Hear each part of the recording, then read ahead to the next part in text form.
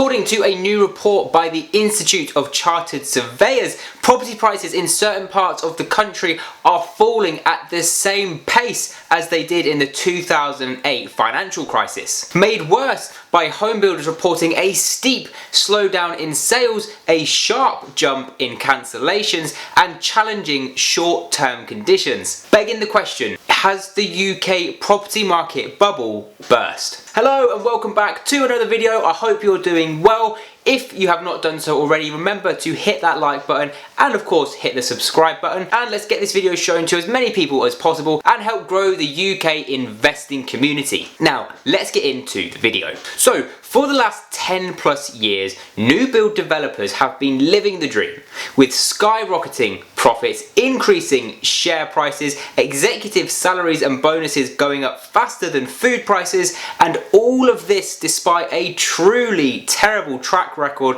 of dismal workmanship and unforgivably embarrassing customer service standards. Now I'd like to go on and thank today's video sponsor, Homebuilder Taylor. Of course, I'm just joking. Now, it doesn't take a rocket scientist to figure out why home builders have been so successful over recent years. The Conservatives' flagship Help to Buy scheme, introduced by George Osborne, put a rocket under house prices, and combine this with cheap lending and you have prices not only going and staying at high elevated levels but increasing. However, it appears as though the house of cards might be starting to collapse. A damning report by the House of Lords found that the scheme's £30 billion support had effectively been wasted because the main effect was to inflate prices by more than their subsidy value. The report argues that the money would have been better spent on increasing housing supply. Taylor Wimpey have reported that their cancellation rates have jumped in the second half of the year,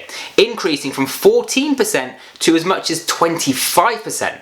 And sales rates have almost halved from 0.91 in 2021 to 0.51 homes per outlet a week in the second half of this year, mirroring a similar picture over at their rival Persimmon. We also had the Royal Institute of Surveyors reporting in its latest monthly survey that house prices have started plunging in East Anglia and the South East, with sales plummeting as fast as they did in the financial crisis. This drop marks the end of a truly remarkable run of 28 positive monthly readings. Now, when trying to figure out what is going on with the housing market and where prices are going, there is a blizzard of information to get through and data to read through, much of which unfortunately tends to contradict itself, making it almost impossible to predict where the property market is headed. With that being said, there are plenty of reasons, again unfortunately, to expect a slowdown and a potential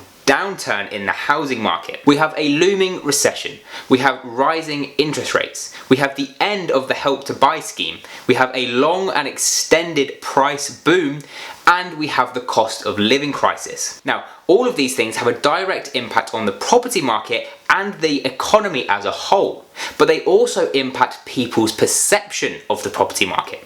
And what people perceive has a massive impact on the overall sentiment towards the market. For example, it was recently reported by the Building Societies Association that the number of people who think it's a good time to buy has fallen to its lowest level since 2008. Now, we also have the autumn statement coming up on the 17th of November, which is set to impact everything from take-home pay and the household budget of millions to money for key public services. Now, the main goal of this statement is to address the £50 billion black hole in the country's finances without rattling financial markets. As you may have heard, there is some speculation floating around that the tax-free allowance for capital gains tax might be cut, or that rates will be aligned with income tax. Basically, this would mean a higher tax bill when second home owners sell. Currently, capital gains tax is charged at 28% when selling a residential property,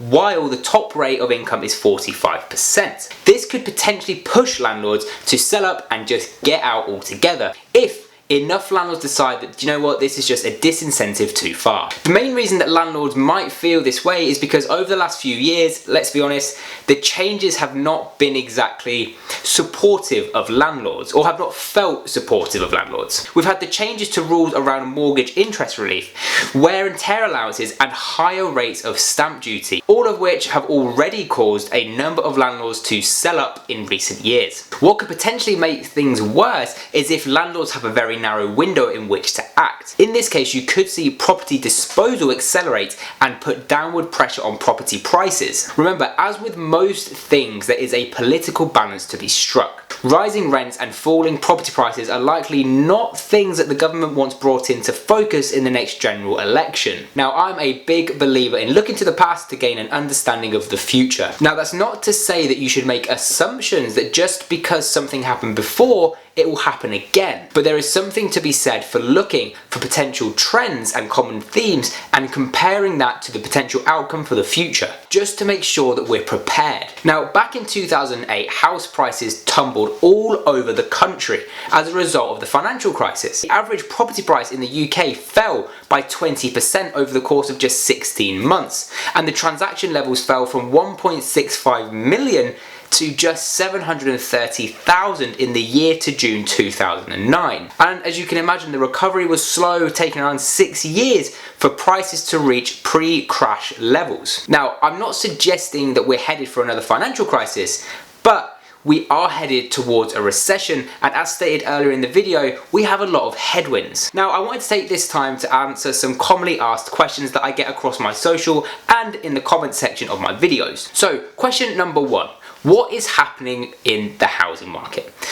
As you can imagine, this is a bit of an all-encompassing question, but I will try to do my best to answer what I think the question is asking. In all honesty, the property market feels a bit uncertain right now. Purchasers who need mortgages are halting because they are facing both high repayments and an increasing cost of living. And then you have those with mortgage offers expiring or are due for remortgage, and they can only make one of 3 options. Move ahead with higher interest rates, move on to an interest-only mortgage, or choose a tracker mortgage. All 3 of which obviously come with their own risks. Question number 2, which is a difficult one, is should I buy a house right now?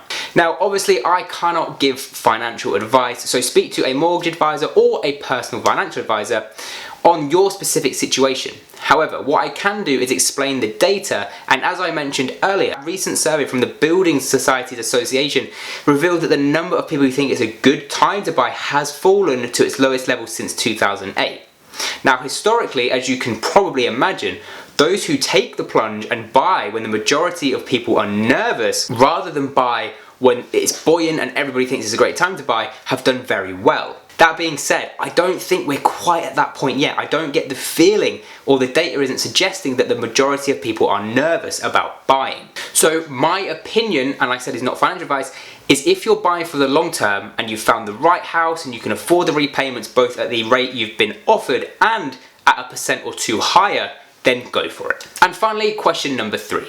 Should I buy a new build and will they hold their value? As you can probably gather from what I said earlier in the video, I'm not the biggest fan of new builds. The workmanship tends to be poor, and so does the customer service. A lot of your average home builders are putting up as many as they can, as quickly as they can, so they can move on to the next development. That being said, there are some good ones. Now, in terms of whether you should buy it if they'll hold their value, new builds have tended to be more expensive in comparison to their non-new counterparts. So you have a premium basically to pay for the fact that it is a new build. However, new builds will likely hold their value just as much as anything else right now. As long as you haven't paid over market value for them, you should be okay. So as always, it's important to do your research and check that the price you're paying is in line with those around it. Now, this can obviously be tricky with off development, but you just need to do your best to try and get a number.